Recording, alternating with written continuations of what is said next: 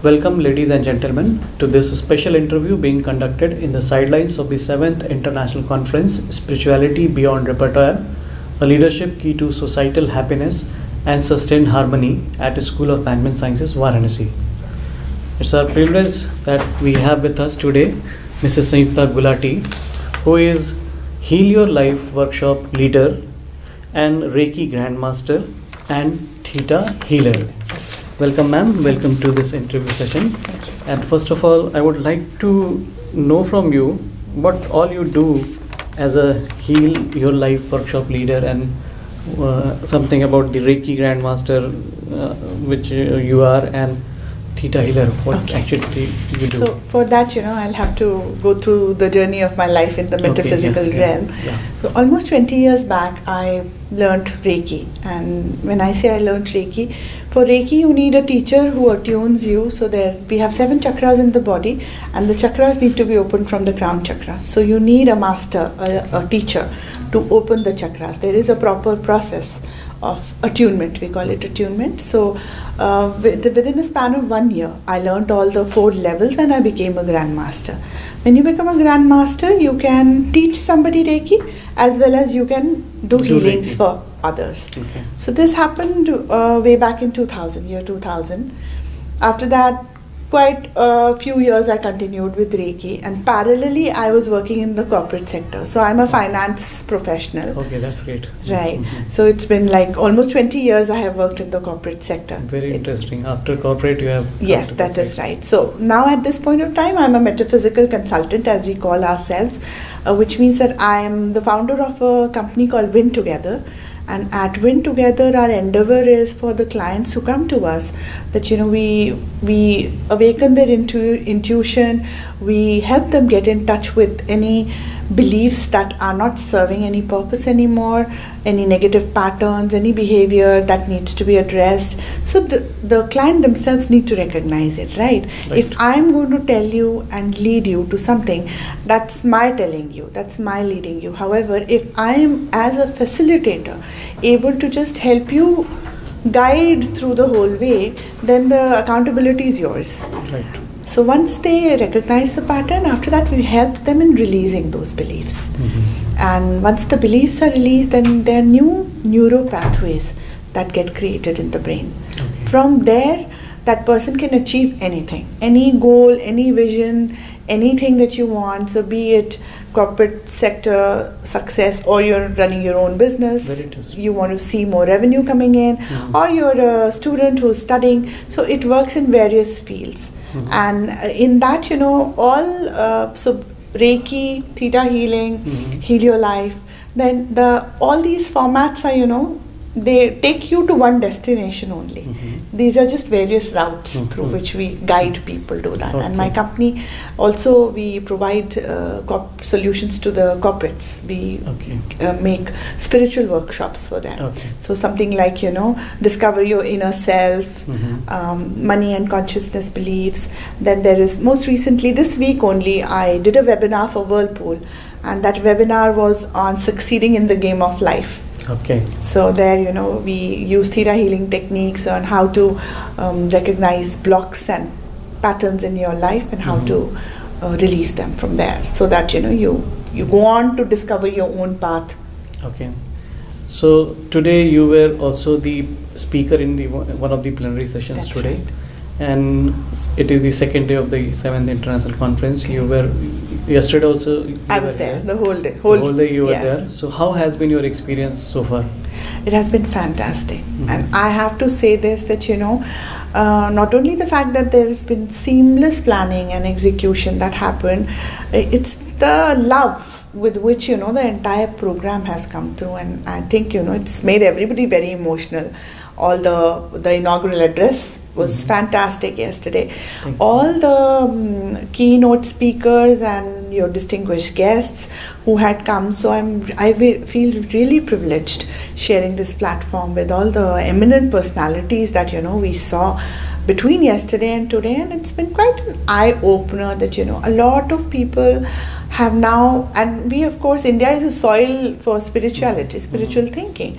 And we're rediscovering the whole thing again. It's as if, we're again digging it up and, a shining new tomorrow. Or rather, as we are speaking in the here and now, if we are discussing spirituality, it is happening. It is happening. It is happening. And you all have given this wonderful platform for everybody to come together and discover it. And the best part is, when something like this happens, there's this domino effect, a chain reaction starts. There'll be other universities, other institutions. So you guys are like the pioneers, and you'll be igniting this flame, and everybody is going to be picking it up.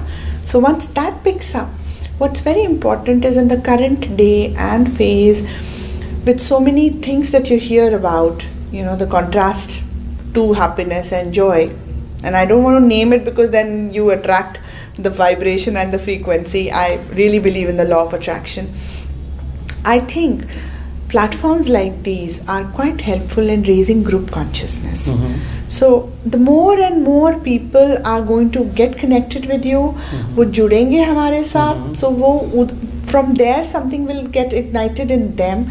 And even if we've helped one person in our lifetime, in helping them step out of their own blocks and their own patterns, it's a big help to the society. Because see, what you've done is that you've helped somebody overturn the negative frequency, and you've converted into positive. So there you are. You've really contributed well to the universe raising its frequency. So I think with this icon and the seventh annual conference that has happened, Spirituality Beyond Repertoire, it was excellent. I mean, I really enjoyed, and it was, I think I'm speechless at this point of time, and even stating that, how much of love and joy it has brought to all of us. On the point of connecting, you said that if we can connect even to one person. So a thought is coming in my mind. We have a center for human spirituality and human enrichment. Okay. We call it She. Okay. So which does what it does. It tries to amalgamate the spiritual values with academics. Wonderful. We have been doing it for a long time, and this conference is also one of the initiatives. So 7th time we are doing it. Right. Apart from this, we conduct workshops. We also conduct meditation sessions. Correct. So, and you are also doing so many things. Right. So I would really be happy to come back to SMS and hold workshops, the Helio Life workshops that we do. It's a 2-day transformational workshop, just 2 days, and mostly it's done over the weekend so that people can manage the entire work and then come for that session. And it's a transformational workshop because it really brings about an inner transformation in a person. There is so much of love ingredient in that workshop that everything else is set aside. So I would really be happy to come back and do those sessions for students, the teachers, the faculty, and you'll see. Even we'll be looking forward for that. Yeah. And like I've told you, we have taken this initiative way back, and around 15 years back we have started this center. So your views upon this kind of initiative taken by SMS? I think that that this kind of an initiative and this kind of a step, when you take an initiative like this, it's something which is need of the hour now. Yes. And yesterday I was just listening to the distinguished guest in the inaugural address. We were talking about India being very low on the happiness quotient. Yes. And few days back I saw that in the newspaper. It was like there in the newspaper, very obscurely written. It wasn't that it was highlighted somewhere, but it caught my eye, and it was really alarming that we are behind nations like Pakistan. And of course, saying that we are behind Bhutan is going to be an understatement, because Bhutan has had this happiness ministry for a very long time, and they don't have GDP. They actually measure in terms of happiness. Right. I think it's not gross domestic product, it's gross domestic happiness that they measure the quotient on. So why India is lagging behind, and while you and I might be knowing the answers, I don't want to say it aloud and put a stamp to it. But coming back to your question, that these kind of initiatives are step that institutions like these are taking, where happiness quotient, even if we're able to raise it a bar or two, and even if that endeavor is in raising the happiness quotient, it's a huge step. So it's like, I would say it's a huge step for mankind that you all are taking, and commendable initiative. Thank you so much, ma'am. And you are doing so much about healing. You are giving services to the corporate sector, and even you are helping. You can your work can help them earn more profit or Absolutely. achieve all their goals, Yes. even the materialistic goals. Yes. So how do you connect spirituality with that, and what will be your definition of spirituality? Keeping in mind what you do is something different. Spirituality, we talk something else. Correct. What you do is something else. But Right. again, there could be some connection. Right. So, that's an excellent question. Spirituality comes from the spirit. Okay. And the spirit, one has to understand as to who am I. So, if we are able to delve into that question, who am I? So we need to go back to the beginning when we were little babies. If you see, if there's a circle and there's a smaller circle, that entire circle, as you and I in our adulthood is, the top half of that circle is going to be a conscious mind, the bottom half is subconscious, and that little circle below is the body. So now what happens is, as babies, we are this half circle. So only the subconscious is there. Conscious intervention is not yet happening. And that little baby is absorbing a lot of things on the subconscious level. It is through our conditioning, through the environment that we give. If I may use the term contamination, we actually contaminate little children.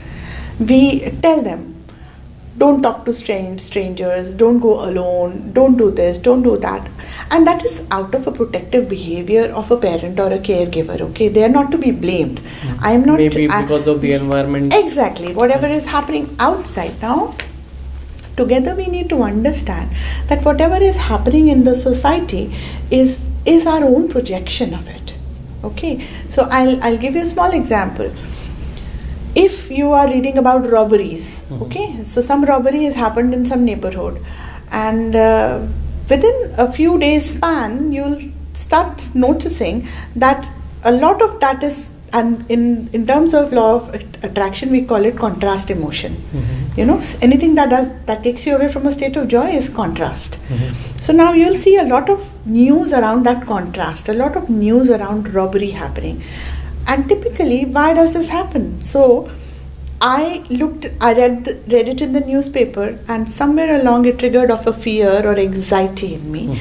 And I am fearful for my child, or I am fearful for my old parents, or even myself. I come from Gurgaon, so Gurgaon is again North India, and North India again has that tag where women are not safe, children are not safe, old people are not safe. For that matter, men are also not safe. Why would I say that in general? Now that is group consciousness. Okay, every day in the morning, if I'm able to find my frequency, my balance, and I say that all's well in the universe, and I'm not saying that ignore the problems in society, but then those problems in society are contributed by us because of that fear and anxiety frequency that I picked up.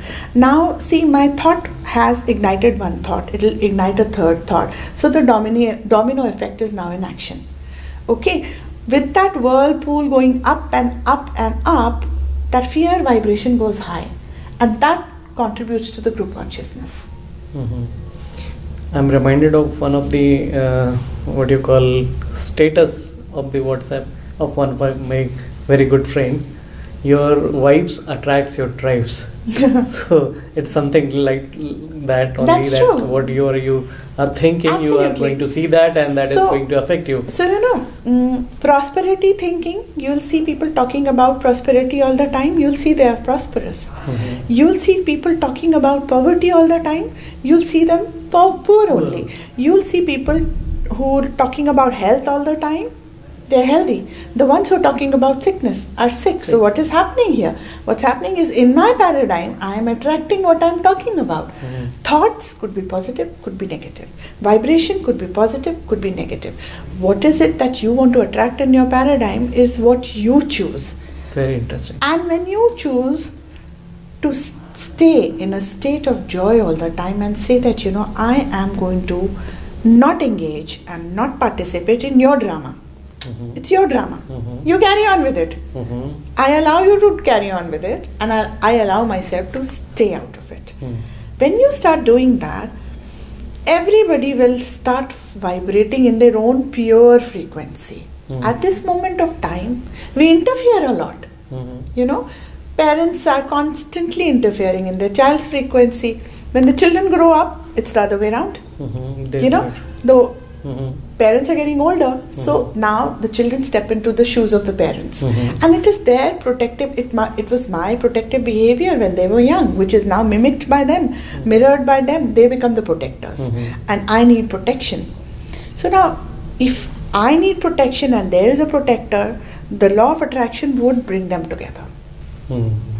Okay, coming back to the point of robberies. So what happens is that there is somebody out there who's vibrating from fear, and there is somebody who's lurking in the shadows wanting to do some harm. So the fear vibration attracts that vibration, and those two come together. So the more we are able to step away from fear and anxiety, center ourselves and tell that all is well, when he says in Three Idiots, all is well, it is actually it's a universal truth. And in Theta healing, we say fake it till you make it.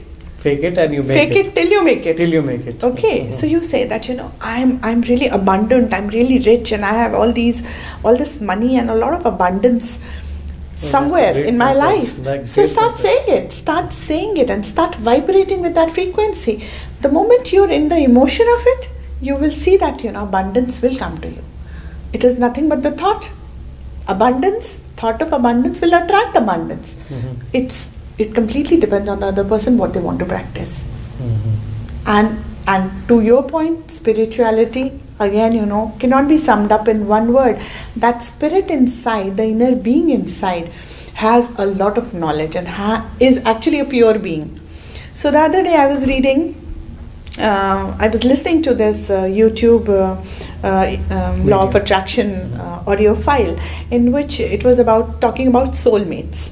Okay, so it was saying that, first thing, let's say, you're dating somebody, or you're in a relationship, or your spouses, and you have to say that, you are irrelevant to my joy. First thing. Now what happens is, here you detach yourself. When you say you are irrelevant to my joy, look what you've done.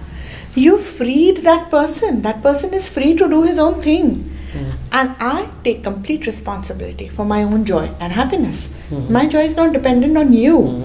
I mean, the fact that you'll give me a look, I've worn a new dress, I am looking good, I am glowing, and I'm waiting for my husband to give me that compliment. When I don't receive it, I become frustrated and angry, and I'm like, he doesn't love me anymore. You free that person from all that responsibility. I look into the mirror and I say that, I'm looking good, I'm really beautiful. So it's the inner being that needs to come out. And when the inner being starts glowing, that is spirituality. So very interesting. You free yourself from seeking approval. What do? We're constantly seeking approval from society. Exactly. I mean, you tell me that, I'm successful or not. You tell me that I bought a big house, a big car. So, okay, you've arrived now. And let's say your society, I'm the individual. And you're still not appreciating that Sayukta lives in a big house, and Sayukta has diamonds, and Sayukta has a big car, a fully automatic car and all that, and I have a lot of money in the bank account. You're not even saying anything, and I'm disappointed. This is completely external behavior. Okay. And on the other hand, if you decide to stay in a state of joy and say that, I am vibrating with a lot of abundance. And abundance means, I have abundance of time, I have abundance of beauty, I have abundance of love. Along with that, money will also come. Because we now know that money is not going to bring you all the happiness in the world. Yes. It is just the word abundance is such a pure, high vibrational word. Say abundance, that, universe, bring me a lot of abundance, and you just wait and see the results. Success, joy, happiness, love, money, beauty, good looks, good personality, health, good health, mental health along with physical health, everything will start vibrating in a very high frequency. Thank you so much for giving me so insightful informations, and I think this will change my personality also. It's completely your frequency of absorbing and adopting it, And this message, when it will go on YouTube, this will help many people to change themselves. I hope so. And one more question I would like to ask you. We teach here the management students and technology. We have two different types of courses related to management and commerce, and then computer application, and we also teach mass communication students. So any message for them? For the students? For the students, with regard to what you do and with regard to the topic. Any message you would like to give? I think the single message that I would like to give is that, and because this is the millennial generation and they're into digitization and they're into a lot of robotics is happening, artificial intelligence is coming up big way. The message that I would like to give is that, practice mindfulness, practice one mind. Like they say, whatever you're doing at this point of time, focus on the here and now. And students will really catch it very well is because they are fresh, There's this fresh perspective that they bring in life, and they're right fresh off the school and college that they're ready to step into the corporate. So the more self-love you're able to practice, the less self-criticism and criticism of others, and there has to be an element of investment in spiritual growth. So, go ahead and attend workshops, or YouTube is full of lot of videos, and a lot of things are out there which can really bring up your vibrational levels. So go look up law of attraction, because law of attraction is really very simple. There are just 3 stages to it. If you're able to practice it, you will see good results coming your way. So practice law of attraction. The second is the science of deliberate creation, in which the more focused thought you give to something, it will really come to you in big way. And the third is art of allowing, where you allow yourself to be who you are, you allow others to be who they are. And don't get caught up in the drama of how many likes I got, how many shares we're able to do. And I know it's mundane, everybody's talking about it. However, it is an important aspect. A detox from digital things from time to time is required in a big way, and that will help you go into a meditative state. So begin your morning with meditations. If you are not able to center yourself and say that thoughts keep coming in my mind, pick up a meditation. So there are numerous meditations you'll find on YouTube, on internet. Pick up a meditation, plug that in on your commute, on your way to college. Just listen to it, center yourself for the day, and divide your day in segments. This is another pearl of wisdom. This is the 4th thing that we talk about in law of attraction, and we call it segment intending, which means that each segment that I'm going to step into, I will set an intention for that segment. For example, early in the morning I wake up, so I'm going to typically my day starts with a meditation.